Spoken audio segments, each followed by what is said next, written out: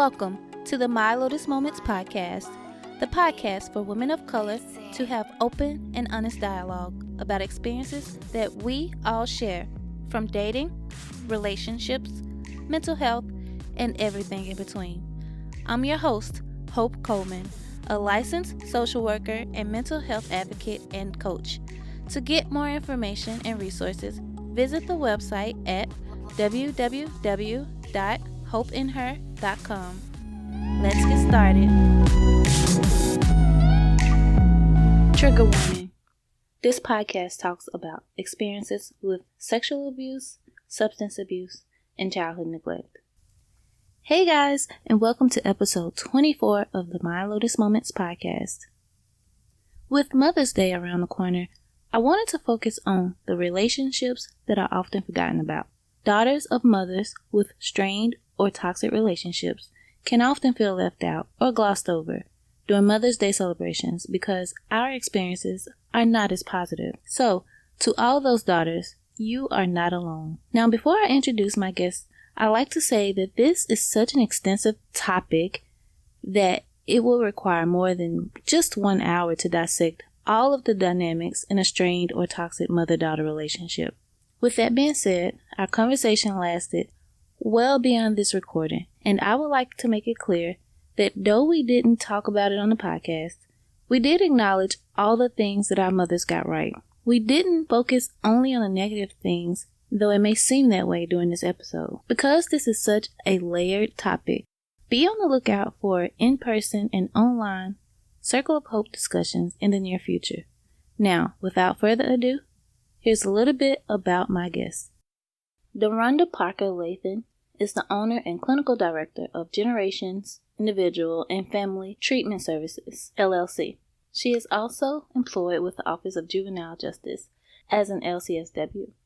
She has over 20 years of clinical experience working with emotionally and mentally high-risk boys and girls and their families throughout the state of Louisiana. Ms. Lathan earned her bachelor's degree in pre-professional social work in 1989 at Louisiana Tech University and her master's of social work degree from Louisiana State University in 1991. Doronda's social work career began in 1991 with the Department of Corrections. She was promoted to program manager, responsible for supervising a team of social workers and counselors tasked to meeting the psychotherapeutic needs of incarcerated youth. In 2001, she was promoted to Director of Social Services, responsible for developing, monitoring, and evaluating gender-specific programs for the adolescent female population. Throughout her career, she has been active in writing grants, monitoring contracts, assessing youth, and developing clinical programs. Her agency's motto is Building Healthy Families, Bridging Kinship Gaps. Chantel Buffington is a native of Baton Rouge, Louisiana. She obtained her bachelor's degree in social work from Southeastern Louisiana. She attended LSU, where she received a master's in social work. She is also the oldest of 9 and is a mother of 2 daughters. She was drawn to social work after overcoming many obstacles that life presented, such as sexual abuse, physical abuse, and emotional abuse. Chantel was affected by substance abuse, overcame teenage pregnancy, domestic violence, and living in poverty. Chantel is dedicated to working with children and their families by empowering them to rise above their circumstances as well. Chantel is currently employed with the Southeast Community Health Systems, where she serves the rural community of St. Helena Parish as a school-based social worker. Let's get started. This podcast is dedicated to all the ladies out there who have sometimes felt left out during those beautiful Mother's Day celebrations, because a lot of times Mother's Day is not geared towards the women who may have strained or toxic relationships with their mothers. So this podcast is dedicated to those ladies. And I would like to thank you for being here. Do you mind introducing yourself? Hi, my name is Doronda Parker Lathan.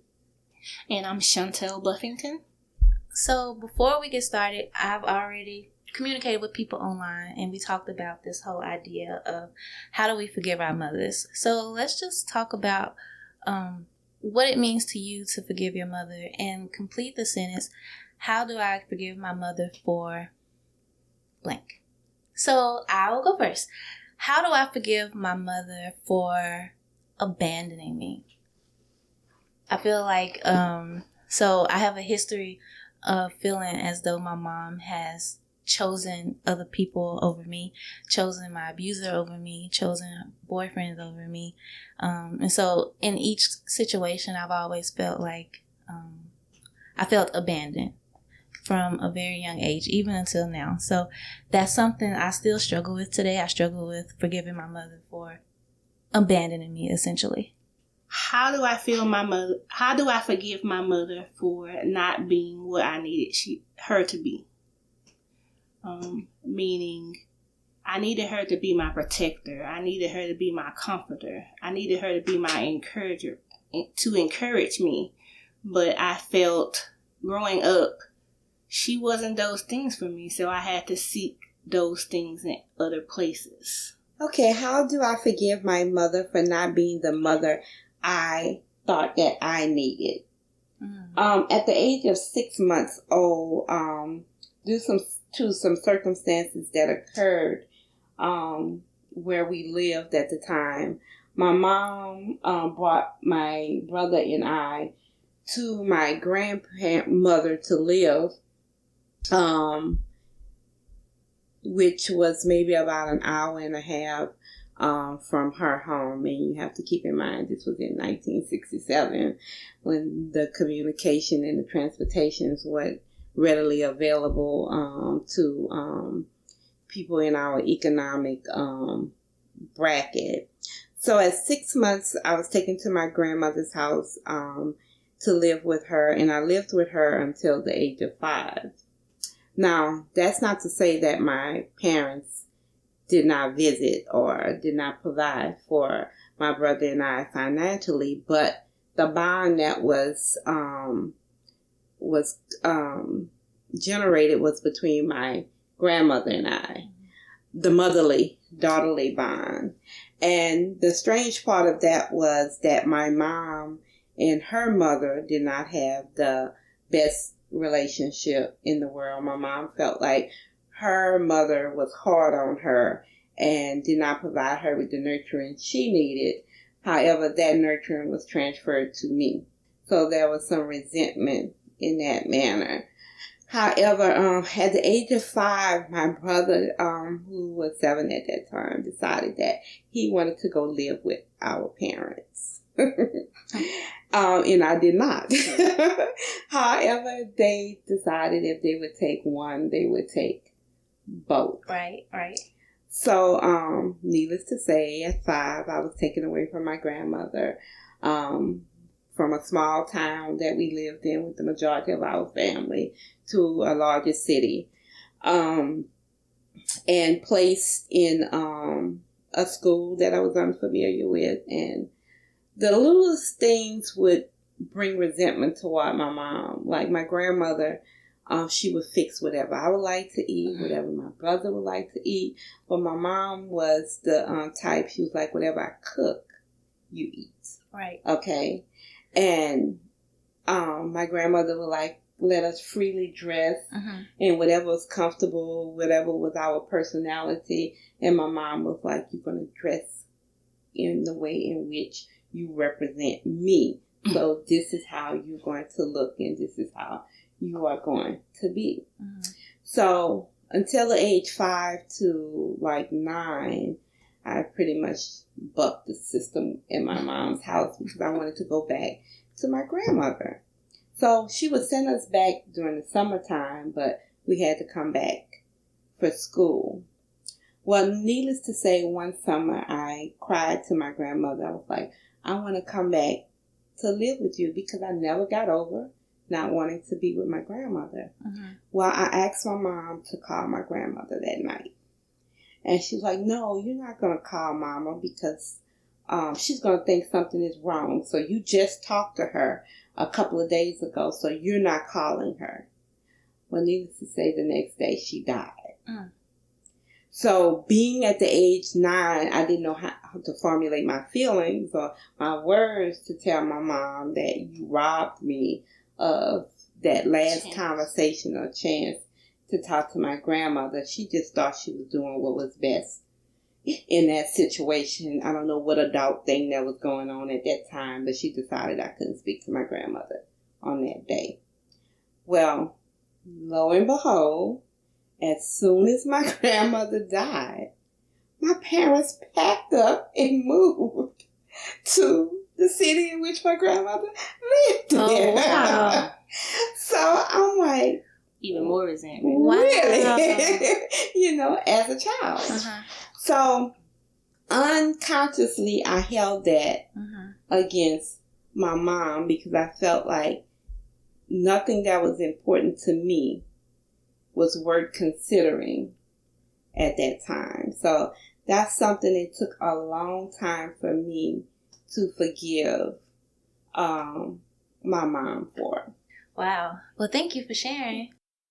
Anything you want to say to add to that? Or I can definitely relate with the grandmother rearing because I'm the oldest of 9. So my grandmother was the one who I thought was mom. And my mom lived across the street and she would come. So my grandmother was mom and she was Janice. And I think I was like 3. And I asked for an apple, and I said, Mom, can I have an apple? And she answered, and I'm like, I'm not talking to you. I'm talking to my mama. And she slapped me. And I'm 3, not knowing what's going on. And at that point, my grandmother had to explain to me that she was my grandmother, this was my aunt, this was my mom. And I'm like, she can't be my mom. She lives across the street. She doesn't live here. So I can definitely relate. And I would go back and forth. As long as my grandmother was living, she was my protector. And my mom would allow me to go to my grandmother, but she would put rank. That's my child. Especially when she needed somebody to babysit. So it was, this is my child and she's coming home with me. So I can definitely relate to that bond that we have with the grandmother. And the grandmother giving you more nurturing than they probably gave their child. And that's my grandma was the one who explained to me about having a cycle and what girls and boys do. And my mama resented that because she didn't tell her those things. So it's like, you know, she's doing for you what she didn't do for me. And she was older. Exactly. You know? And my mom's also adopted. So that was a whole different dynamic to it. You know, even though her adopted mom was her cousin, you know, it was that biological connection, it still wasn't mom. Right. And she knew her mom. She knew her biological siblings, but it was still all these different dynamics in it.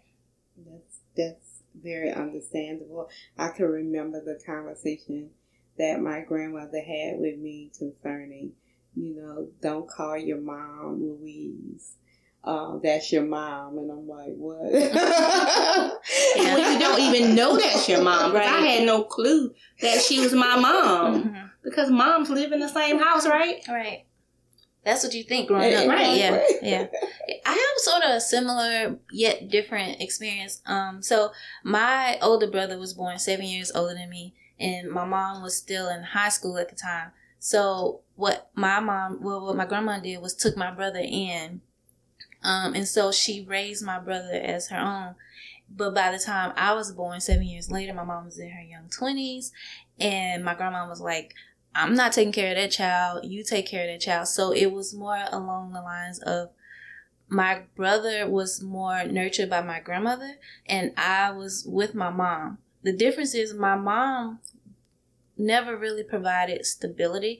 She moved around a lot. So every time she moved, I had to go. But my brother got to stay in a more stable home. So for me, it looked as though my grandmother provided the comfort. She provided the stability. She provided safety. And for me, it just felt like I was just a piece of luggage just having to go along with everybody or go along with my mom. And my mom was the type she would move in relation to maybe a relationship. Oh, I'm dating this man. Let's move over there. So I had to move to a 1-bedroom apartment with my mom and her boyfriend across the city. You know, my brother. And so there was resentment for me against my brother because I didn't get the stability of my grandmother.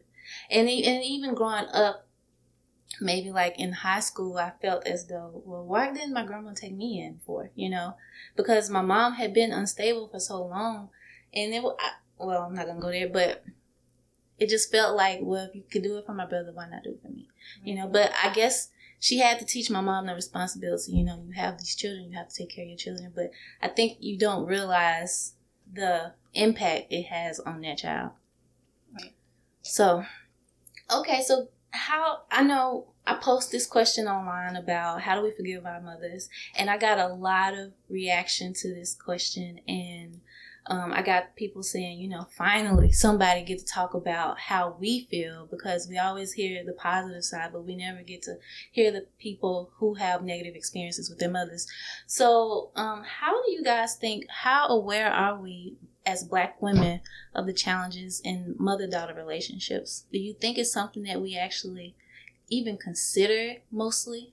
I think that we are aware of it, but because of the respect in the Black family that we have for our elders, and what we were taught as children, that you always respect an adult or you yield to whatever an adult is telling you, that we push our emotions down and we stuff them until it becomes unbearable, and then it shows itself in other ways. So I think that we are aware of the challenges, but we're just afraid to express it because it was taught to us that would be disrespectful. I agree with that. I think we're very aware of it, more so when it's not in your family. And when you're the outside, like you're the aunt or you're the cousin. Because I was raised, like you said, a child didn't address those things. A child stayed in the child's place. So another adult family member can address that or intervene on your behalf, but it was never acceptable for that child to say anything about it. I don't know. I feel a little bit different. I feel as though it almost seems as though it's taboo to have a negative relationship with your mother in the Black community.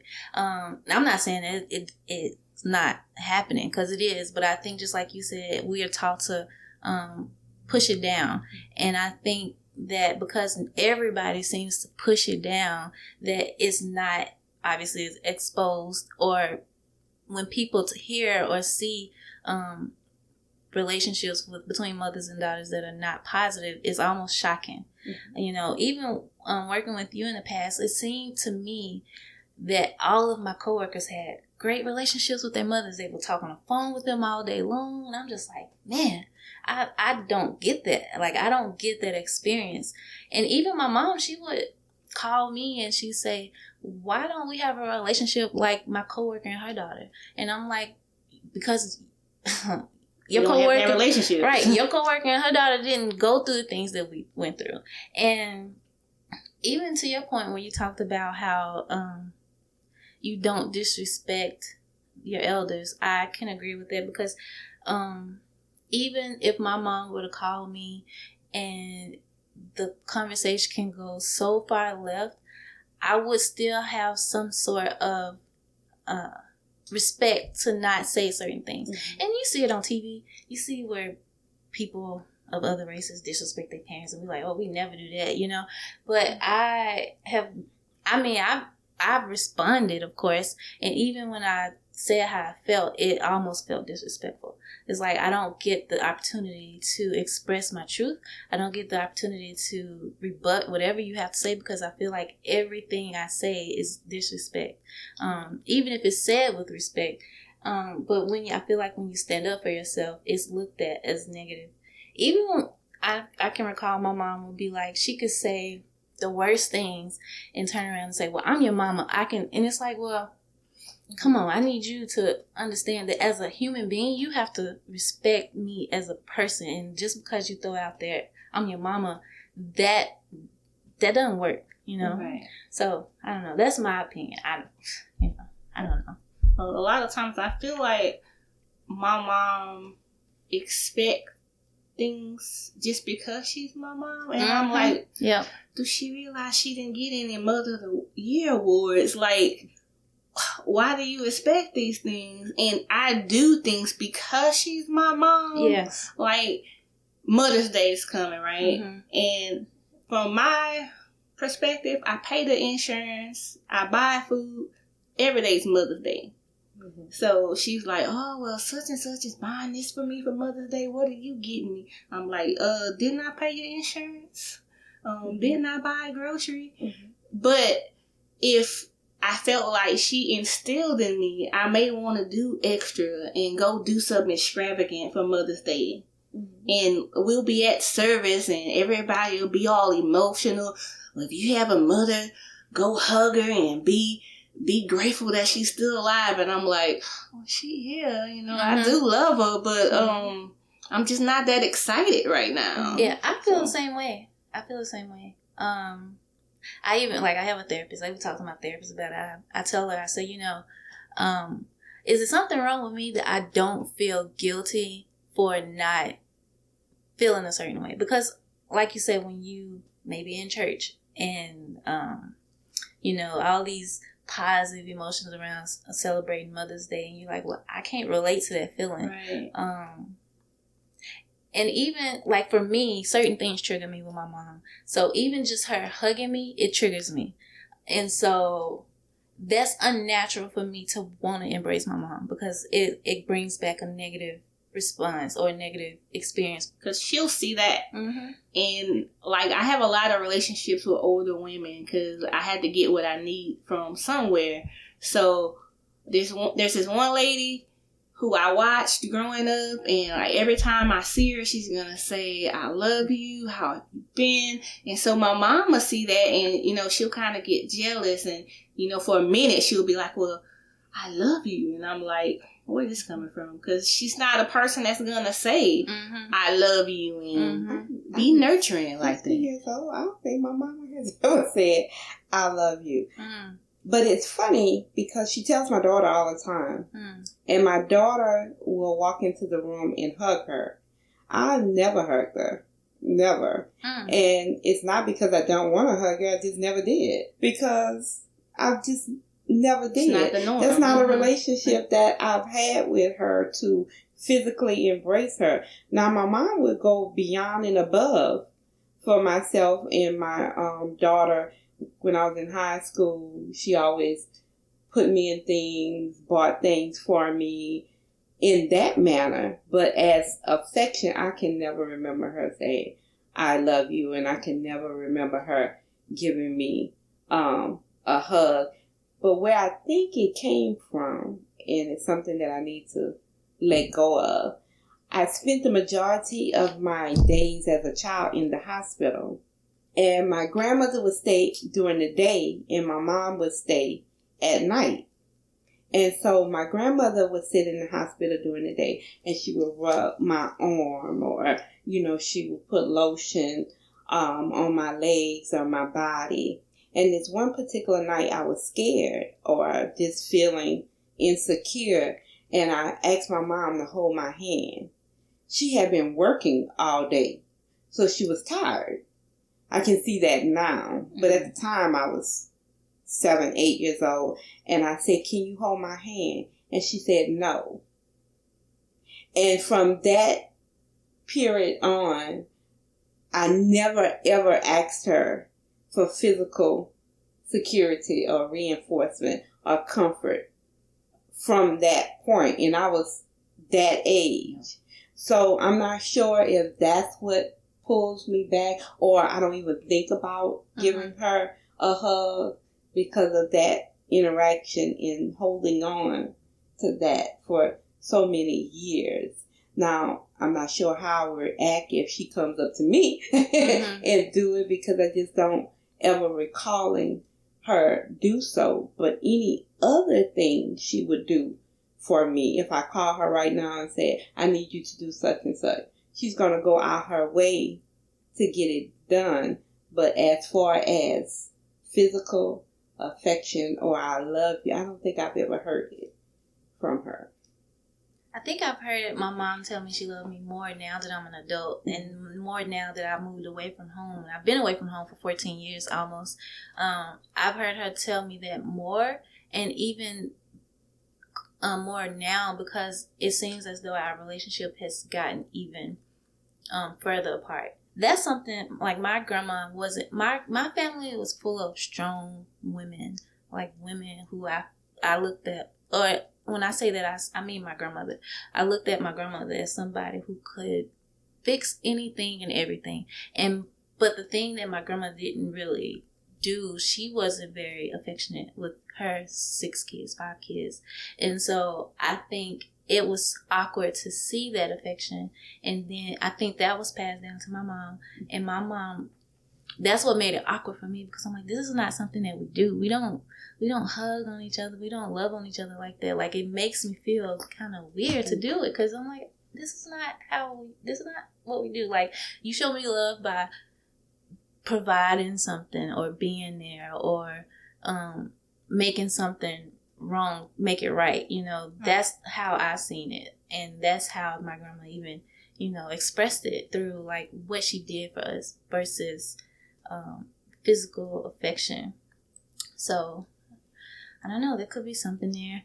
So aside from, I know for myself, I think my unhealthy relationship with my mom stems from abuse as a child, whether it was sexual abuse or mainly sexual abuse.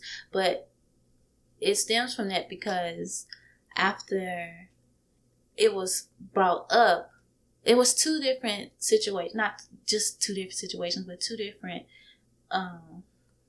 like people.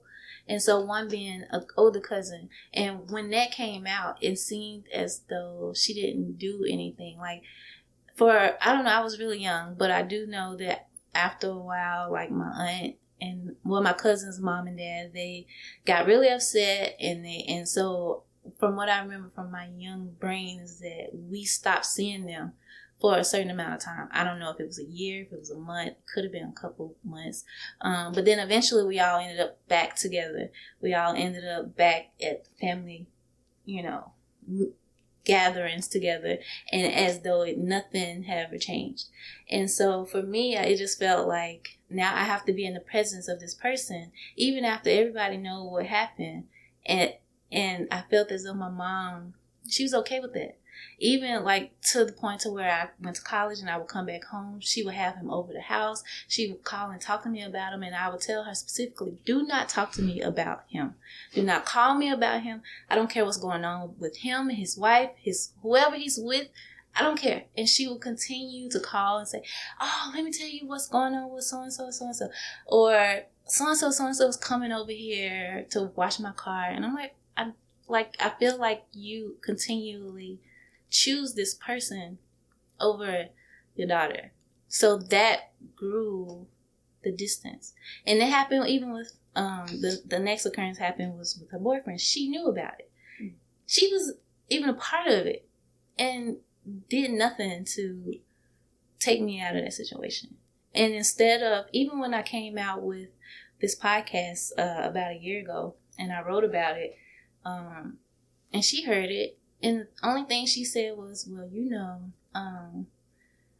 something happened to me when I was young. It was never having the accountability for what she had did.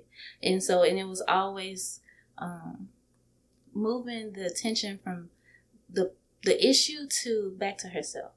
And it never really brought about a solution. It never brought about any resolution because she refused to acknowledge it. So that's one way of having an unhealthy dynamic with your mom. For me, I know it's rooted in sexual abuse. And I know for you, your relationship is rooted in, like, it's sexual, emotional, physical, everything that you can think of. When I told my mom that her boyfriend was touching and saying things, she was like, well, why would he do that to you? And, like, nothing was done about it. So when it happened again, I didn't even tell her, because the first time you said basically it didn't happen. Why would he do that? And then with her being an alcoholic and a drug addict, you know, so we were exposed to all different type of people coming around all the time, and, you know, seeing what happens when she's high and the things that she'll do when she's high. And she always had different men kind of at the same time. And being a kid, if one asks you something and you answer, then she's beating you for the answer you gave them. And I'm like, how do I know not to say that the other one wasn't here? I'm in kindergarten. Mm-hmm. So it was just crazy. I can remember, you guys remember that commercial that said, if I can turn back the hands of time, you will never be born? She would always say that and tell me that she found me by the garbage can and she should have left me there. And I'm like, as I got older, like, it's obvious you don't like children, so why you keep having them? So for me, even today, I see her and she helps raise this little girl that's 3. And that makes me feel some type of way because I see her putting this care into this kid and nurturing this kid. And I'm like, you nurture me. You didn't do that for me. So how can you do that for this somebody that's not even related to you? So I have a lot of resentment when it comes to that. But then it's a child. So, you know, I kind of bonded with the child. But I still feel some type of way. So, you know, I would just ask her, how can you give all this energy to this child when you didn't even watch your grandchildren? You know, my mom wouldn't watch the kids unless I was going to work. It's like, bring them children over here. So, you know, I just have a lot of resentment from those things. And I try to move forward because it took me going to school for social work to realize there's different factors that affect her and a lot of things that she was lacking because she didn't get it growing up. So that just gave me a better understanding of maybe why she did some of the things that she did. And before I went to school, I was angry and had a lot of hate in my heart for her. Yeah. I can understand that, definitely. And that's something that I think, so this podcast isn't about bashing Mom about things that she didn't do. It's also a point, it should allow us to reflect on, you know, what issues they also were dealing with at that time. And it's, like you said, it is hard to see when you are in the midst of it. Like, you have to go through this whole process, grow up, learn about things, and then reflect on it. But so you kind of understand, like, some of the things that they were dealing with personally. You know, I could understand why, well, I can't understand certain things, but I could see why my mom is the way she is in certain respects. Like, she seriously is a people pleaser type of person. Like, she wants to be everybody's friends. Even if that means she can agree with you and me and you having an argument, she'll agree with you when she's with you, but then she'll come to me and agree with me too. And then it always causes some type of conflict because she doesn't want to say no to somebody. Right. So in that regard, I can see how, you know, if the family is feuding and you have this, it's easier to just sweep everything under the rug so you can create some type of false peace, I guess. So in that sense, I see, because I got some ruthless aunts. Like, when I tell you, so who knows, like, the type of threats or interactions that they had, because I got aunts that will beat you down, and my uncle, like, they will attack you. So who knows, like, what my mom was dealing with as to why, you know, she didn't keep things separated. I don't know, you know, but that does bring a good point that I want to touch on later about redemption. Like, do parents feel maybe they did do something wrong with us as children or their grandchildren, but they choose to do things right or better with other children? I don't know. How do you feel about that? Well, you've already said you have a resentment towards that. So, but I think that she is attempting to make up for not being what we wanted her to be with this child. And my mom still has young children. I have a 14-year-old brother. So I'm like, you could do it with him. Start with him. But, she's not raising him. My sister's raising him. So I'm like, the energy you're putting into this 3-year-old child, you can still put it into the 14-year-old, because I don't want him to totally resent her and just not have any respect for her. Mm-hmm. But, I feel like my mom puts her needs and wants ahead of anything else. I think in that regard as well, when your child fails, you have some type of self-doubt about yourself, or when your child isn't what you expected to be, them to be, it's hard for you to accept. But when another child have those same qualities or like certain qualities, you're more accepting of it because it wasn't something that came from you or you contributed to. And I see that in children that I work with today can come in with a problem, and I'm readily understanding why they're going through those things and what I can help them with. And when my child tells me something similar, I'm thinking, how can you be doing this or going through this when I've taught you better? I totally understand and agree with that. Mm-hmm. But what my mom, she has never raised a 14-year-old. So my mom was on drugs, right? So at that time, she had 5 younger kids that she just walked away from. The baby was 6 months. The next one was about 3. And then it was a 3rd grader, 4th grader, and a 5th grader. So she was living with my aunt, and she just walked away. She left the kids with my aunt, and my aunt called, and my aunt was like, hey, I'm going to have to call the people to get the kids because I can't take care of them. And I said, I'm going to come get them. It was Thanksgiving Day. So I went and got the 5 kids, and I said, what can I do? So she stayed gone. Had a 6-month-old, a 3-year-old, and these other kids. So Thanksgiving break went. I got the other kids in school. And I'm like, I don't have a babysitter for the kids. So my sister said, well, I'll take the 6-month and the 3-year-old. And my mama stayed gone. She stayed gone for months, years approaching. So she'll come around only to get food or money or something, but not to take the kids back. So I'm like, hey, at this point, I can't have you around me, because she would give me anxiety. Because my mom always did drugs and alcohol, but at this point, she started living for it. So whatever means it took to get the drugs, stealing out of Walmart, or tricking on Plank Road, this is the means that she went to. So some time went by, maybe a year or 2. She got real sick. She found out she was HIV positive. So at that point, the doctors told her, to live, you have to get clean. So she got clean. She got stable. But she never took that parenting role back. So I'm like, hey, you're clean. I can't tell you what to do with your kids, but won't you try to get them on the weekend, and just kind of let them know, I don't have a time machine. I can't change the past, but I'm here now. Can we make this bond? Mm-hmm. But she hasn't done that. And here it is 5-6 years later, and she's still not mom to them.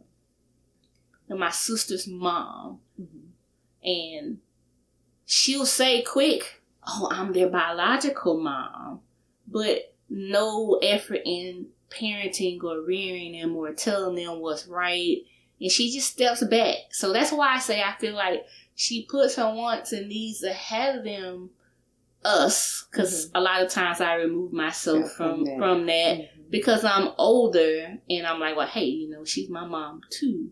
So y'all don't realize the same things y'all dealing with, I've dealt with too. So even today, I'm like, it's just certain things we don't have control over. Mm-hmm.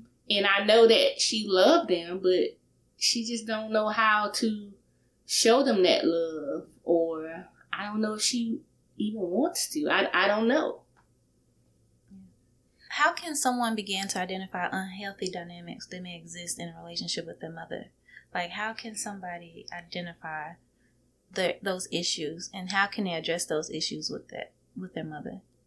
Well, first, I'll talk to mom about some of the things that I think is wrong with our relationship, but I'll start with the things that I think is right. Mm-hmm. So then move forward to say, well, these kind of areas I think we need a lot of work on.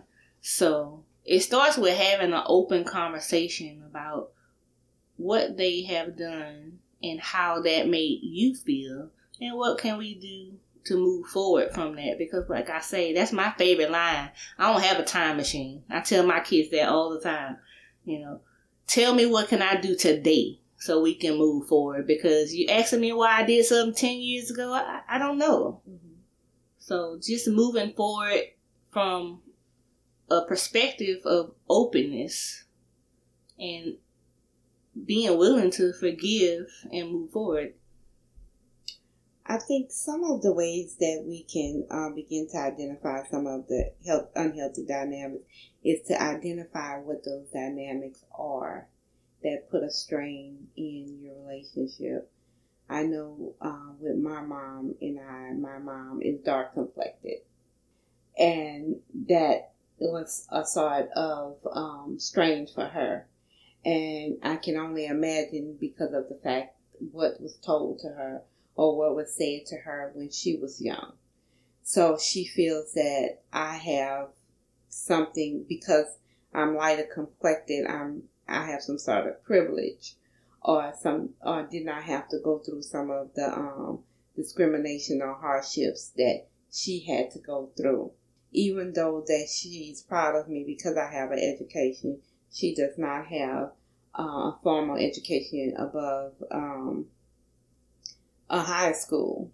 So I know she makes comments concerning that as well. Mm-hmm. And also, my dad was the breadwinner in the family. She worked jobs that would be considered menial to those of middle class standards.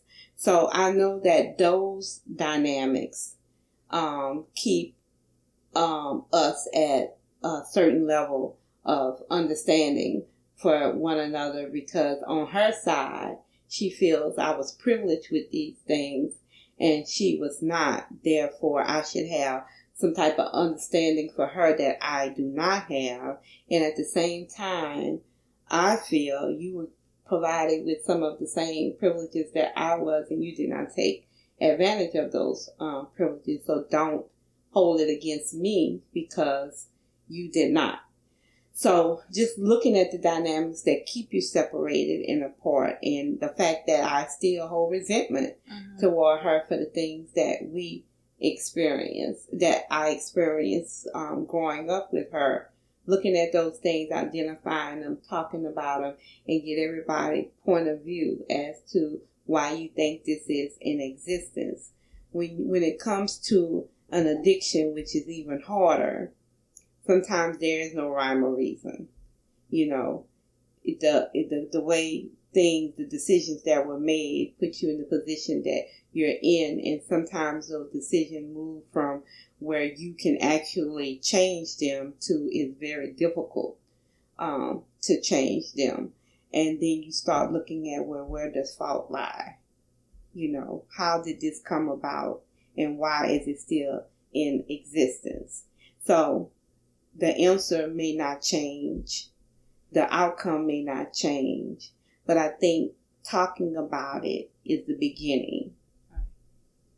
I agree. I do want to say that I was listening to a podcast that's called Therapy for Black Girls, and they had a similar discussion about hers was Surviving Mama, and the guest on that podcast, she mentioned how as adult daughters of mothers we felt like may have failed us in some aspect. we keep thinking, and I know I've had these experiences where you keep thinking that mama's just gonna get it. You know, mama, if we prepare all these conversations in our head, we think that, you know, if I just tell her my truth, if I just tell her how I feel, that we're gonna get all these apologies and remorse from them that we've been wanting for so long. Right. But she made it clear that may not happen. Mama may not be mature enough or even willing enough or open enough to even express those emotions and those feelings. So we have to learn that mama may just not get it, you know? Right. And that just hit me like a ton of bricks, because I'm like, how do you not get it? Right. So that just carried my resentment. Mm-hmm. And after I realized it, I was like, I have to let this go, because she may not ever understand. Right. And as many times I could tell her over and over and over, and it'll be like I never said anything. And on the flip side of that, she may understand all so well. But what she can't understand is, why are you dealing with it in that way and I didn't? Right. Which brings on even more of a strain. You know, when you can't identify, you can understand, or you have experienced the same thing, but you dealt with it one way and I deal with it in a different way, and you cannot understand, well, I didn't respond in that way. Why are you responding in that way? Especially since I went through A, B, C, and D, and I perceive you to have only gone through A and B. That's really good. And I can totally agree with that, because even my mom, you know, she would sometimes say, you know, I was a black sheep of my family. My mom didn't. She did this, she did that. And when my grandma passed, it was almost like my mom, none of that happened. It was almost like, you know, she did all this, but that's okay. You know, I stuck with it. You know, I did this, and I'm always going to be there for my mama. I'm never going to leave her.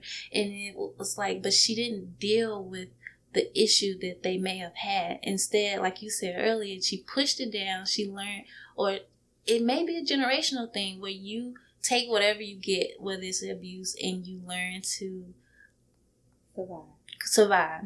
Yeah. And I guess generationally, as we grow and we learn more, we learn that that's not healthy. Right. And we choose, like you said, to respond to it in a different way, but they can't relate to that, because that's not how they were taught how to relate to things. Mm-hmm.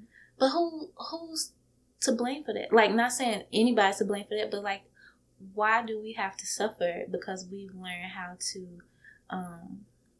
deal with the situation differently than what they did? Mm-hmm. So if I suffer, I'm saving you from suffering because I'm just going to push it down like you did. But if I choose to speak out, if I choose to have boundaries, then it's almost like you suffer. So who suffers? Who's going to be the one to sacrifice? Mm-hmm. That's how I look at it. I don't know. I could be wrong, but it's truly how I feel. Like, am I going to sacrifice my own peace, my own well-being, just for the sake of you feeling comfortable and me pretending like nothing happened just so you can be okay? Like, what about me? How long do I have to continue to pretend this way? Do I have to have children so I can, project that onto that child? Like, I don't understand, I think where it stops at is being able to express your truth and to identify what you need to do to heal, but not have that expectation that another person's going to react to you the way that you want them to react. Right? Because I want accountability. I want her to say, hey, I may not have done this, and I may not have been that person for you, but I accept the role that I played until why we are here now. But I know I'll never get that. That's exactly how I feel. Yep. Exactly. Yep.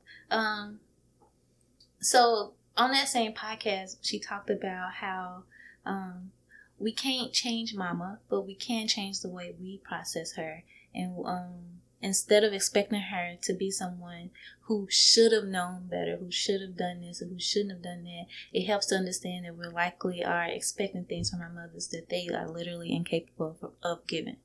And that was like eye-opening. Right. Mm-hmm. She also talked about how, because my mom can be very ungrateful. Like, we've done things for her, and I bought her things for special occasions like birthdays, Christmas, Mother's Day.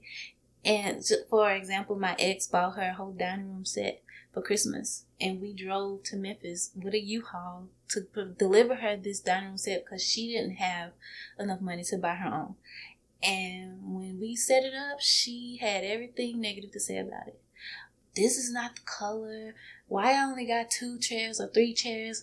I'm like, it's only one person in this house. Mm-hmm. Like, and so it just made me feel so bad for the person, my ex at the time, who willingly bought you something. He don't even know you, or it shouldn't feel obligated to buy you anything, yet he did, and things like that. So I bought her a necklace. She sold it the next year.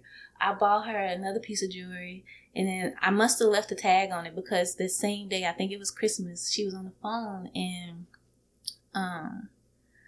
whoever was on the phone with her asked her, like, what did you get for Christmas? And so she was like, oh, Hope bought me this necklace, but I know she ain't spent a lot of money on it because the tag was on it. So it's like, that was it for me. That Christmas, that was the last straw. I didn't buy her anything else. And the next year, she was like, so why you didn't buy me nothing? I'm like, well, let's talk about what you said last year. And she didn't know what she said. She's like, I didn't say that. And she argued me up and down about the fact that she didn't say that. And I'm like, I was sitting right there. It was like yesterday. And to this day, she complains about me not getting her things. I'm like, I'm not going to continue to buy things. First of all, these are things you really don't need. But to continue to, at the time I was in college, struggling college student, don't have a lot of money, but I'm scraping up money to buy you gifts, and it's like you slap me in the face with it. So I refuse ever again to buy her any other gifts.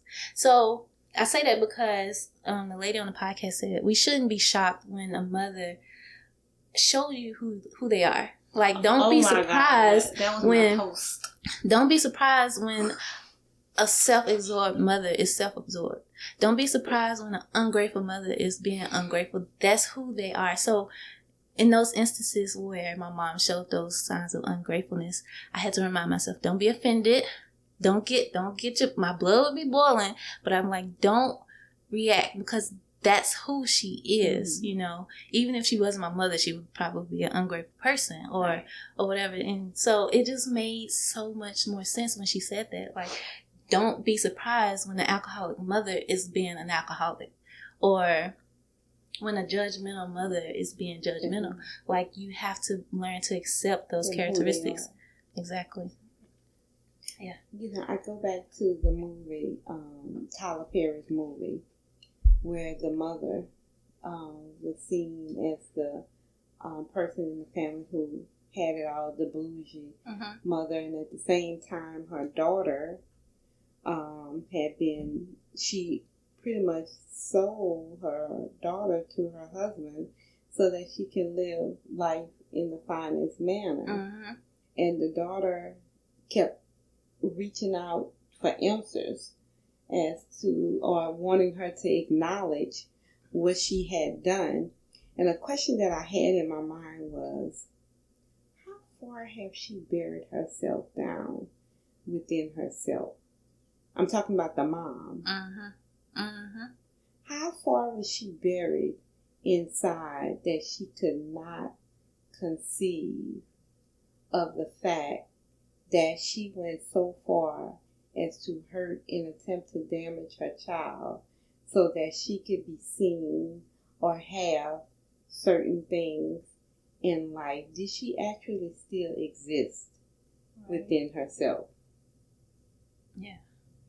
Because I could not imagine the fact that her daughter stood in front of her and confronted her, and she could not even receive or hear what her daughter was trying to tell her. Is that something that you think is similar, like even just in our situations or in anybody's situation? How is it that a mother who may have done something so wrong, how are they able to refuse to even acknowledge or recognize when they've done wrong? Like, in my eyes, I'm like, okay, you see this, you see the consequence of this action, and yet you refuse to, it's like you gloss over it. Like, I don't understand how. I just don't understand. I don't know. And maybe that's the answer. Like, they've gotten so deep down into this. I don't know. Whatever it is. Mm-hmm. That they just can't. If they would come out of it or acknowledge it, what would it do to them? It's almost like a racist nowadays. Like, a deep-rooted racist. Like, they can't acknowledge the fact that racism even exists or even that they are racist because it's so embedded. Mm-hmm. Like, if they had to acknowledge it, it'll tear them apart. It'll tear them apart. I think that's a different ism. It is. Yeah. What is it, though? Yeah, we're going to have to coin that term. So, what would you say to some women who have tried to cultivate a healthier relationship with their mothers by setting boundaries or other strategies? Like you said, having these conversations with them, not setting expectations. What would you say to some people who have done these things and yet the relationship is still a toxic relationship for them? Do you think at any point is it okay to cut off your mother? I think that any person, regardless of what the relationship is, should be able to take care of themselves in any situation. I think that if they choose to no longer associate with their mother, I think they should not just walk away in a blind, but to have that interaction or dialogue with that person, that mother, not for the mother, but for themselves. Because they did not choose their mother. Just like we don't when a child is born, we can only navigate what we think and put the values in them in which we think is correct. But at the end of the day, we cannot make that person who we want them to be. The same is with a mother or a father. But what the notion that we was raised with was that a mother is supposed to act a certain way. And the human species is the only species that is tied down with those thoughts and beliefs. Mm-hmm. We can look at any other mother-cub-child relationship, and there's certain norms in that situation. Okay? After 8-10 weeks, usually a mother, they feed them, they nurture them, then they teach them to what?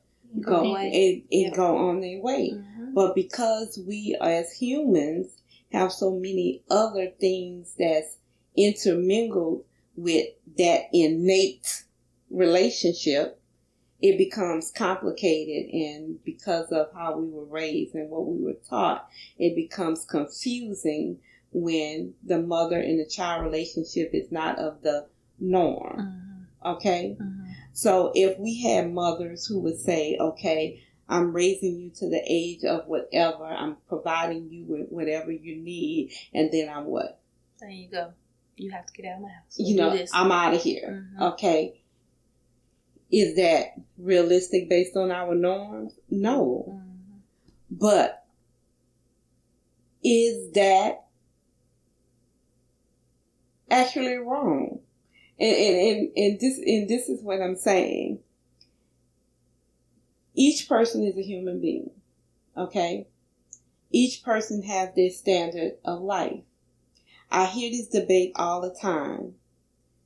Once you have a child, does your life end? Is your life owed to that child?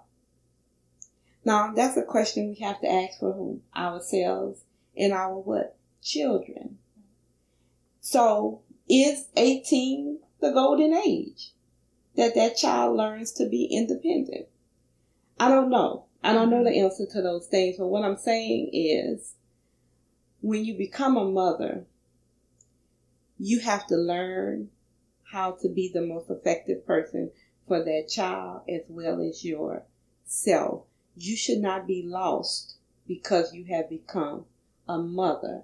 And at the same time, you should not bring a child in this world and subject them to the horrors of life. So what's in between that? Lots and far. It's a lot in between that. For me, I think it's up to that person to decide and accept what the role and boundary they want with their mom. Like, if you decide, hey, I'm gonna contact my mom twice a month. That way, I'm gonna check in, know she's okay, and that's it. I tell my daughter all the time, who is still finding herself, who she had a lot of resentment toward me. So I'm like, if it takes you not to deal with me to figure out who you are and what you want out of life, hey, do it. You know, because I need you to be a healthy and productive adult. Agree. That's interesting that you say that, because I feel like I had to go through that phase too, as to like separate myself from my mother and be like, you know, I cannot be that person you think I have to talk to every day. I shouldn't have to need to check in with you every day just so you can feel safe or secure, because as a young adult, I'm trying to figure that out too, and I'm still trying to unlearn or heal myself from everything that's happened up until this point. And so I think for me though, my mom didn't do what you did. She was like almost the complete opposite. It's almost like she became even more smothering and even more attached. And it could have a lot to do with the fact that right before I graduated high school, my brother passed away. And then later on down the road, my grandmother passed away. So it was always me, my brother, my grandmother, and my mama. So when those two passed away, she didn't have anybody else but me. And so she literally attached to me like it was something that I felt like I just felt smothered. I felt like I couldn't breathe. I felt like, and then I felt guilty too, because if I don't do what people think I should do, then I'm the bad person. So if it was so many conflicting, like, how do I turn around and be this person that I'm expected to be when I've never received that type of, even though I get it, you're in a bad situation, but how do you expect that from me? I went through the same. My brother was killed. And he was the person who was there at home. I left when I was 17, and I only went back to visit. I never went back to live with my parents. So at 31, he was killed. And I can remember, and I felt so bad thinking this, but I was thinking to myself, oh my God, now I got to talk to them more. Because he was there, and it's like, I didn't have to, because y'all got him. Right. But when he was gone, I felt like this sense of, now I have to call every day. Now I have to go and visit even more. I would go almost a week or two sometimes without saying, hey, what you all are doing. That's because I just had adapted to living my life. Now it's like, I'm obligated. So I'm like, okay, I haven't talked to my mom in 2 days. Let me call to see what's going on. And usually we have a good conversation. But it's not like, okay, just picking up the telephone and, what's going on? I have to think about, it's been 2 days. Yes. Let me call to say or see what's going on. You know, and it also hurts me to hear when my mom called me and she said, are you busy? Am I disturbing you? Like you never had time. You know, so it's like, oh my God, you know, it's to that point where my mother is calling me and checking to see if I have time just to answer a question. You know what I'm saying? When I have friends who call and say, hey girl, what's going on? What you doing? You know? It's a different relationship. Exactly. Yeah, that's crazy. I know, just like you, so when my brother passed away and my grandmother passed away, and then I felt like my mom just attached herself to me. I always felt like my mom was a needy, I hate to say that, but for me, I felt like she never gained true independence because she had a child when she was 17. And then, even when she had me, it was even when I saw her with boyfriends growing up, it was always a sense of like, they were always younger than her. And she always acted as though she was younger than what she was. So I don't know if like she didn't go through those developmental stages, but like, and so she never went out on her own. Like, she would go get an apartment, then move back home. Mm-hmm. She would go rent a house for a year, move back home. Mm-hmm. So she always had my grandmother's house to as like security. So she never really experienced how to be on her own for a very long period of time. Even when I graduated with my master's degree last year, I was like, I'm moving to DC. Like, this is my plan. And she was emailing me the next day, oh, I found these 2 bedrooms. I'm moving with you. And I'm like, no, you cannot do that. And it took me a long time to even say that to her because I felt guilty. I felt like, she is my mom. But then on the other side of that, I'm like, I want to be able to experience things as an adult without feeling as though I have to be obligated. If I move to DC and you come with me and and I'll get an apartment because apartments are expensive in DC. I can't afford a house. So I get an apartment and I'm living with my mom who is well able. It just seems as though like my mom she's not in a relationship. She's not married, anything like that. And she's always stayed in my grandma's house. And so my grandma was always there. Even growing up, like my mom would be like, well, grandma won't let me have a man over her house. And it's like, I would feel the same way, even if it's my own place. And you trying to be like, how am I supposed to live as a single woman who want to date or even, possibly get married? Like, how do I feel having a man come over? It's uncomfortable. Mm-hmm. So I just felt I felt guilty for telling her no, but like there has to be, you have to allow your child to have some type of independence. Right. And I don't know why, and she will use that to guilt trip me, be like, I'm your mama, you supposed to be able to take care of me. And I'm like, Jesus. I don't, it's something that's taught to us, of course. It's instilled in them. Mm-hmm. Yeah. But we have to learn to be honest, not only with our mothers, but with ourselves. Mm-hmm. We have to identify the things that make us uncomfortable and also accept that the things that make them uncomfortable as well. And the only thing that we can do is put those things on the table, then agree on where we want to go from there together with our mothers, even in their silence or their disruption. Yeah.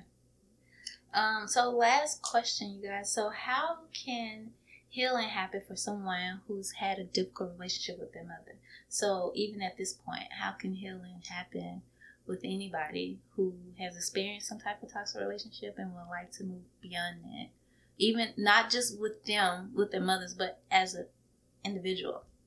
The first thing I want to say that healing is never ending, it's ongoing. Right, I agree. It doesn't stop. The healing does not stop at a certain point of when you gain certain knowledge or you've facilitated yourself and others have facilitated you through some type of programming or whatever.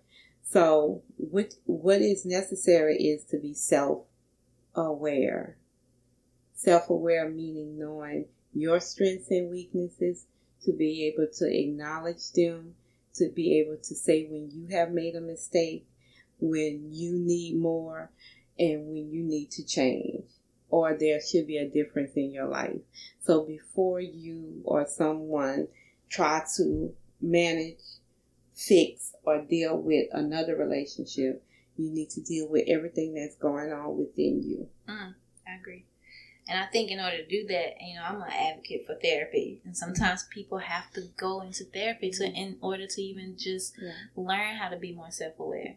Because you're not going to figure that out just by watching the cycles that you've seen before. I would have never even had some of the ideas, thoughts, or beliefs I have now if I continue to use my mom as an example for certain things, or even just my grandma. They both have their own strengths and weaknesses, but I would have continued those patterns had I not got a different perspective.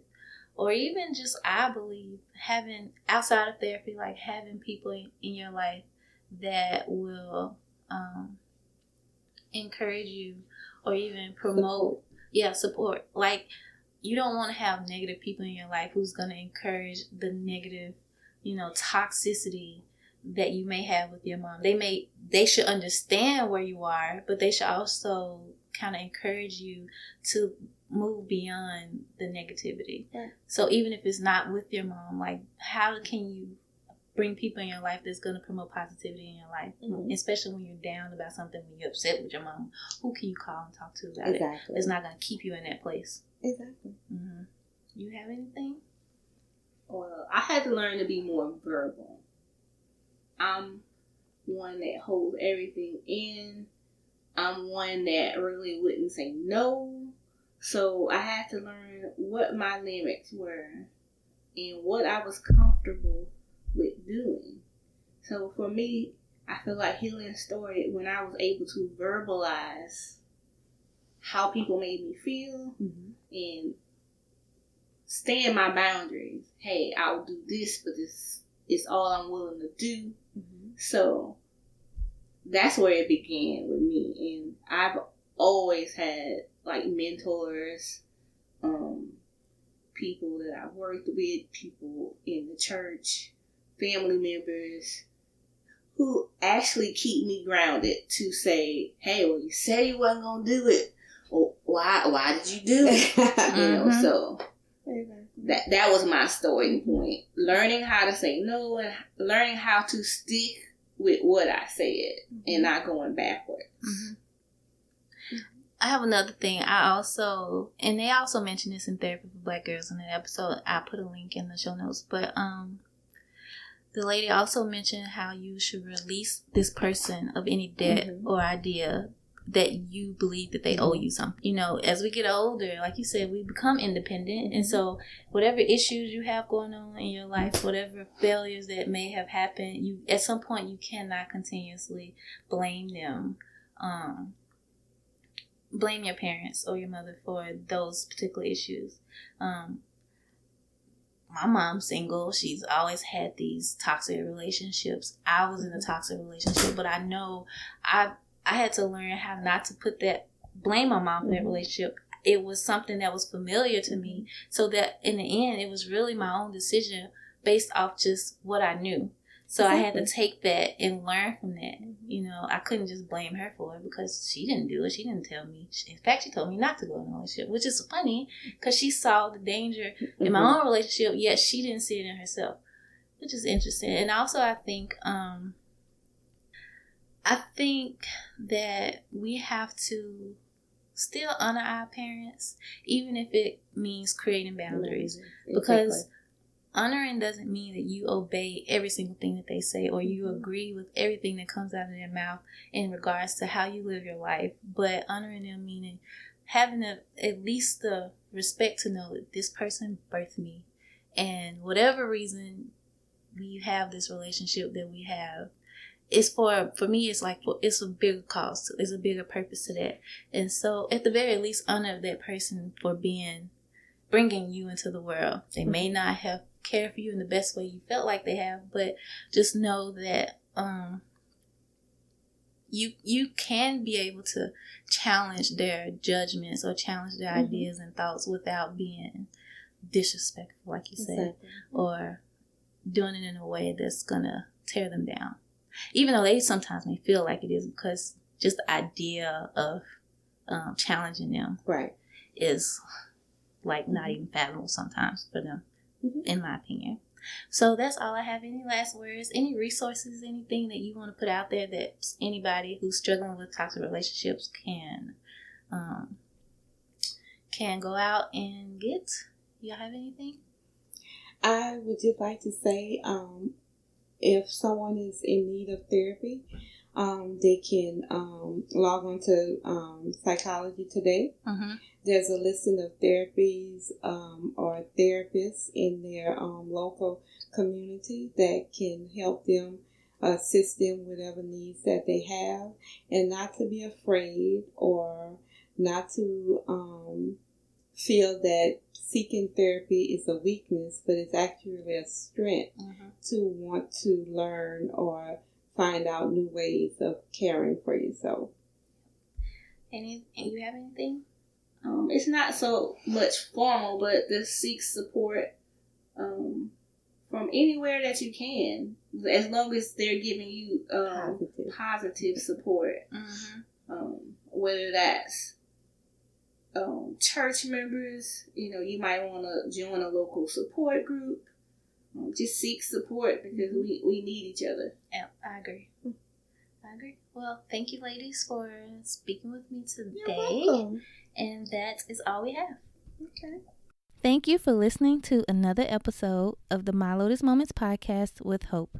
If you enjoyed this episode, share the Apple Podcast with a friend or someone you know who needs it. And please take a few minutes to rate and review the show because that is how other people find us.